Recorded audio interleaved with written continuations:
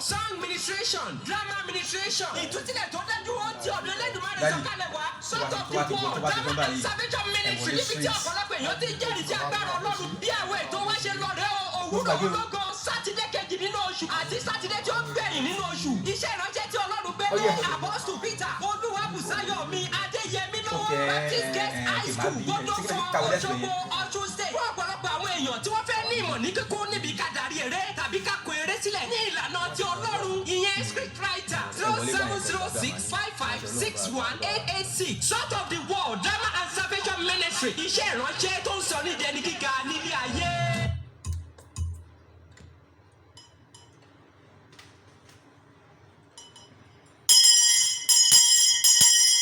Orúkọ Jésù. Àmín. Ọ̀run ṣí. Àmín. Gbogbo etí tí ó gbọ́ mi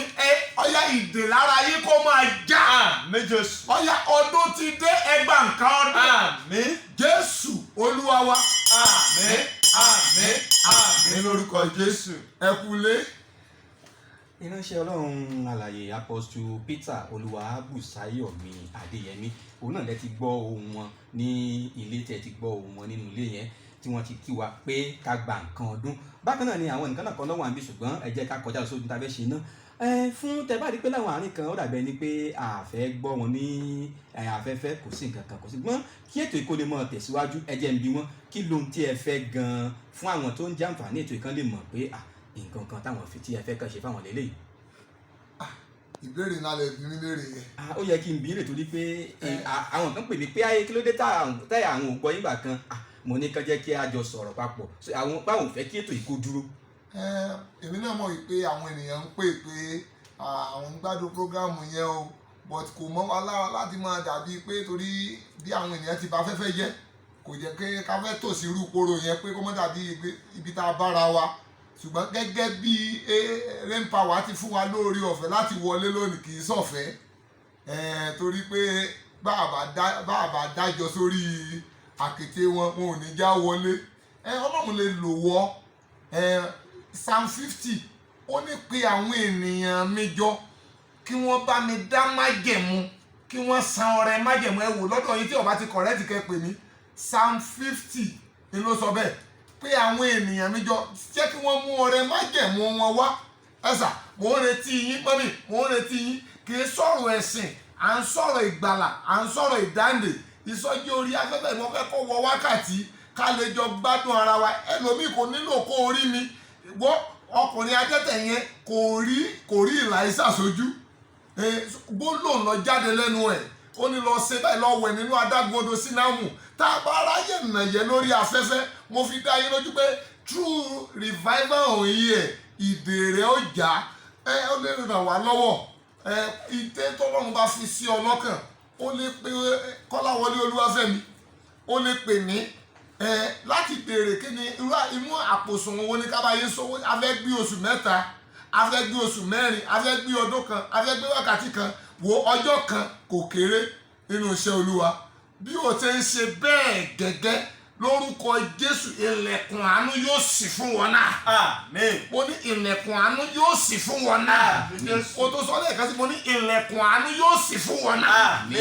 ẹ̀yin tẹ́ ẹ ti ń pinnu lọ́kàn yẹn wípé ẹ fẹ́ dá sí ìsọjí orí afẹ́fẹ́ tó gbé ẹ̀yin ọmọ ìjọ wa lórí afẹ́fẹ́ tẹ́ ẹ̀ rí wa rí ẹ̀rí Peter Olúwabùsáyọ̀ Adéyẹmí rí tí ìgbádùn iṣẹ́ ìránṣẹ́ sort of the world physical rí ṣùgbọ́n ẹ̀ ń gbádùn rẹ̀ lórí afẹ́fẹ́ mò ń retí ọwọ́ rẹ̀ ràn wá lọ́wọ́ torí pé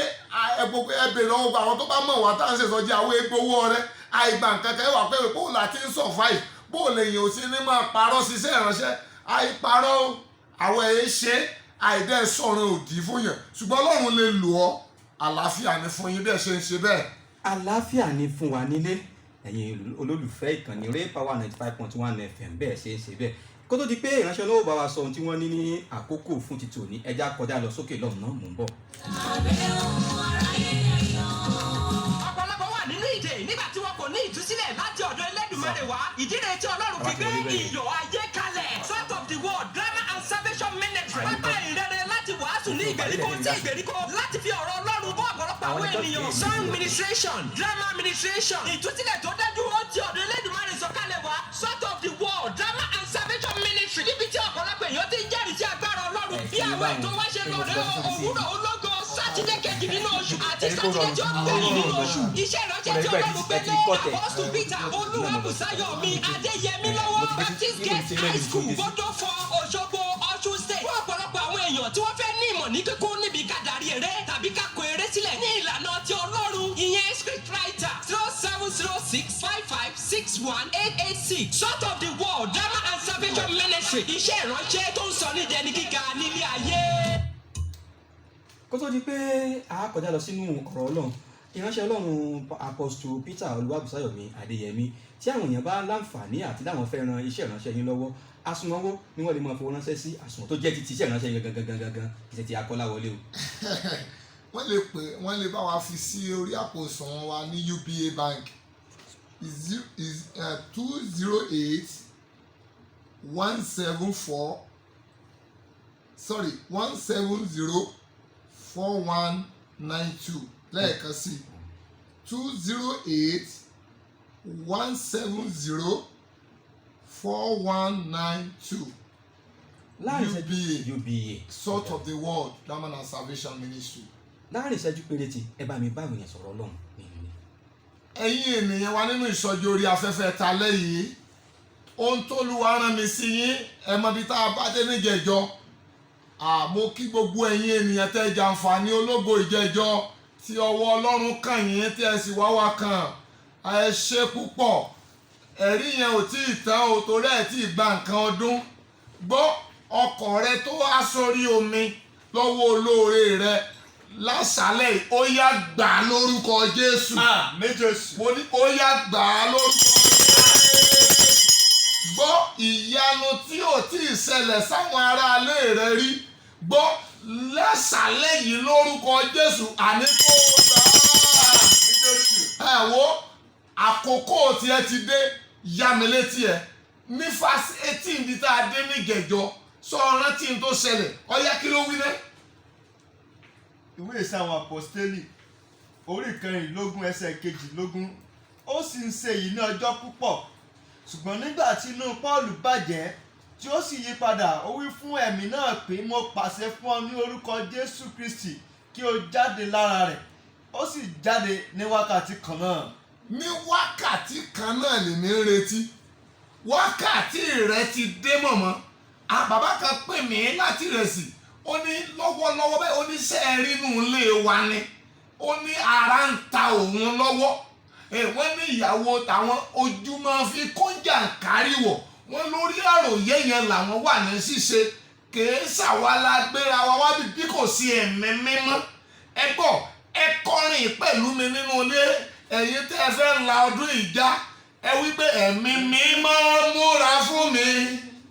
ẹ̀mí mímọ́ wọ bàtà fún mi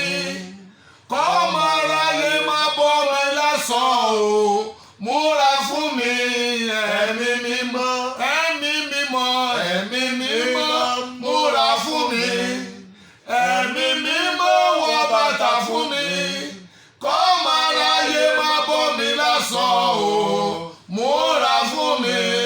ẹ̀mí mímọ́.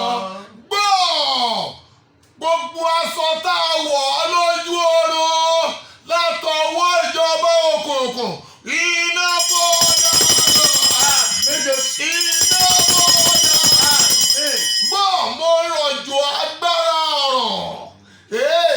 ìta ọ̀tọ̀ inú oúnjẹ ojú oorun gbà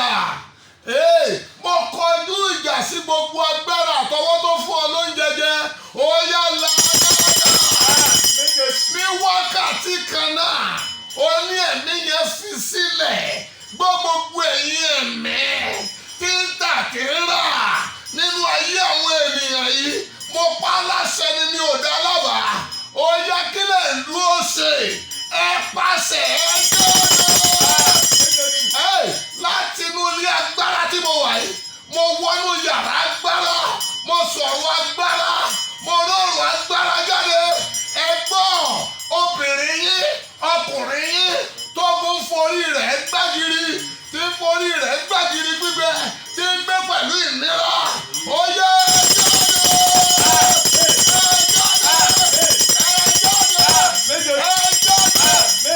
lálẹ́ yìí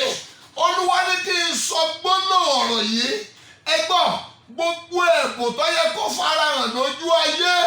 ṣùgbọ́n tá à ń gbà lọ́wọ́ rẹ lójú oorun mo lo agbára ọ̀rọ̀ àti májẹ̀mú iyọ̀ tá a fi fún mi mo gbà á padà fún wọ̀nyẹn tó gbàgbọ́ yẹn ìwọ tó kúnlẹ̀ yẹn lọ́wọ́lọ́wọ́ yẹn ìwọ tó tẹ́wọ́ yẹn ohun tó wá ní kí n sọ fún ọ ni pé mo gbà á lọ́wọ́ àwọn ọ̀tá rẹ gbogbo ọ̀tá amúnisìn gbogbo ògo rẹ tí ó sì sì sọ́wọ́ kò wúlò fún wọn mo fi ń dá ọ lóró ni ó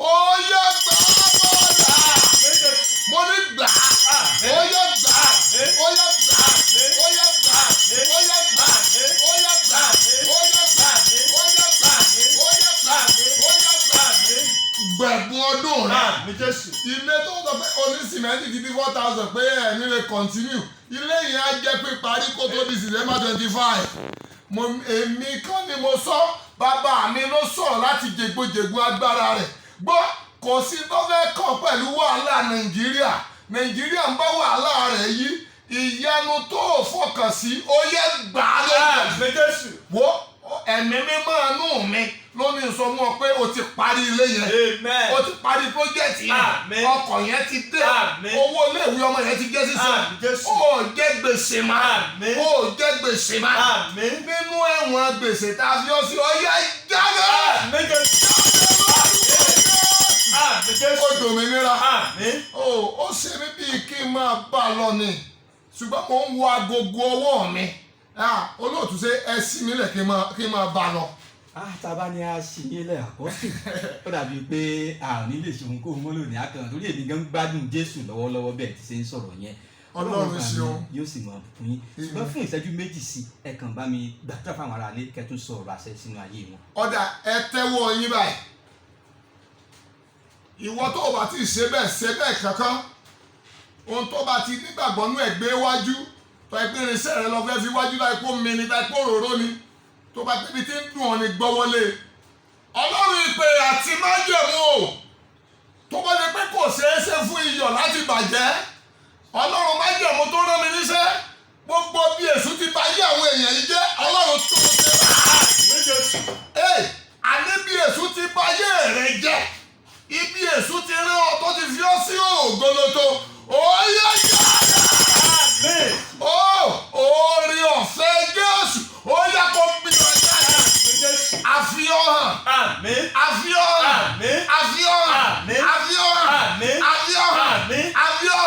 lójú olóore lójú aláàánú lójú olùrànlọ́wọ́ àfihàn nínú ogun rẹ jáde ogun bí ti ṣe wọ́n ó yẹ kó gbiná lára ògo ni fọlọ́run ló fi. Hallelujah. Thank you Jehovah. Thank you Jesus. Jésù Kristi Olúwa wa. Àmín. Ní lórúkọ Jésù fire. Fún àǹfààní ẹ̀yin èèyàn tí ẹ̀ ń gbọ́ wa nínú ilé àti gbogbo ẹ̀yin tó jẹ́ pé ẹ̀rọ ìbánisọ̀rọ̀ tèmi lẹ̀ máa ń pè mo sì mọ́ sọ fún yín pé èmi kọ́ ni àpọ́sù so mo fẹ́ kẹ́ ẹ mú gègé àti báírò yín àti pépà báyìí àpọ́sù láǹfààní àti pé ẹ̀rọ ìbánisọ̀rọ̀ wọn wọ́n sì sọ ibi tí wọ́n ti lè pàdé wọn àpọ́sù ẹ bá mi pe ẹ̀rọ ìbánisọ̀rọ̀ yín àti àwọn àlàkalẹ̀ ètò ìsìn tí ẹ̀ máa ń ṣe. 070 655 8866 lẹ́ẹ̀kan sí. 070 655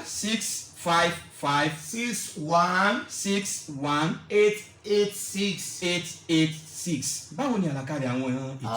Ètò tí mo ti ń retí rẹ síbẹ̀ mo fẹ́ kó já pàdé ní ọjọ́ 12 oṣù 12 nínú iṣẹ́ agbára òwúrọ̀ ológo glorious morning lágogo 6:00 ní gbọ́dọ̀ fún náà lẹ́ẹ̀tì pàdé mi nínú guest school yẹn mo fẹ́ kẹ́ ẹ já pàdé mo sì sọ pé tó o bá ti ń bọ̀ ó ní tó o bá ti ń bọ̀ ìwọ tó o bá ti lè rí ọ̀pọ̀ òyìnbó tẹ́ ń pè ní pineapple wá pẹ̀lú apple sọ̀rọ̀ kí gbogbo ẹ̀ ń ṣiṣẹ́ apple papọ̀ náà ni máa mú bọ̀ ọ̀kan nínú rẹ̀ bóyá pineapple tàbí apple máa mú bọ̀ afẹ́ fi gbàdúrà ní kì í ṣe mi ni màá jẹ́ mo fi dá yín lójú pé gbọ́ bí pineapple ti wà nínú igbó tó àwọn èèyàn tọpa rẹ̀ kàn rí bẹ́ẹ̀ náà ni apple ẹ̀sìn lọ́jà gbogbo aṣọ ẹ̀sìn lára rẹ̀ àfiná bọ́ lórúkọ Jésù tó nítorí náà mò ń retí rẹ lọ́jọ́ 12 oṣù 12 agogo 6:30 àárọ̀ ni o agogo 6:30 àárọ̀ fún àtẹnumọ́ agogo 6:30 ni Jésù ń retí rẹ kì í sọ̀rọ̀ ẹ̀sìn ìgbàlà ni fún àǹfààní ẹ̀yin lẹ́ẹ̀kan sí ẹ jẹ́ kí n tún ẹ̀rọ ìbánisọ̀rọ̀ Apostle pè lẹ́ẹ̀kan sí torí tó wọ́n dàbẹ́ ni pé ẹ̀ ń pè mí tí ń bá láǹfààní àti pé ẹ mọ̀ pé ẹ̀rọ ìbánisọ̀rọ̀ ti tèmi èmi kọ́ ni Apostle ẹ mọ̀ pé Apostle Peter Olúwabùsáyọ̀mí Adéyẹmí sórí ẹ̀rọ ìbánisọ̀rọ̀ láti fi mọ àwọn àkókò ìpàdé nínú ìjọ wọn tàbí lórí ètò tí wọ́n sọ pé àwọn fẹ́ ṣe 07065561886 lẹ́ẹ̀kan sí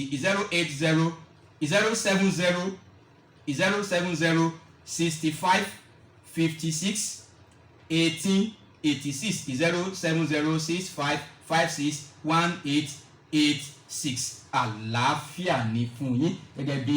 ìránṣẹ́ Ọlọ́run ṣe sọ. ìránṣẹ́ Ọlọ́run ẹ jẹ́ kí n fi eléyìí ẹ kàn sọ gbólóhùn kan kẹ́ fi bless àwọn èèyàn nínú ilé kẹ́ sì lọ́mọ gbé àwọn ìpè yín níta. ọ̀dà ẹ mú kọ́kọ́rọ́ yẹn dání gbọ́ kọ́kọ́rọ́ tó ti sọnù lọ́wọ́ rẹ látẹ̀yìnwá tí òjò rọ́nà lọ ó yá Jésù Olúwa wa. àmín àmín àmín àmín. máa pè mí fún ẹ̀rí rẹ ẹ̀rí ńláńláńláńlá.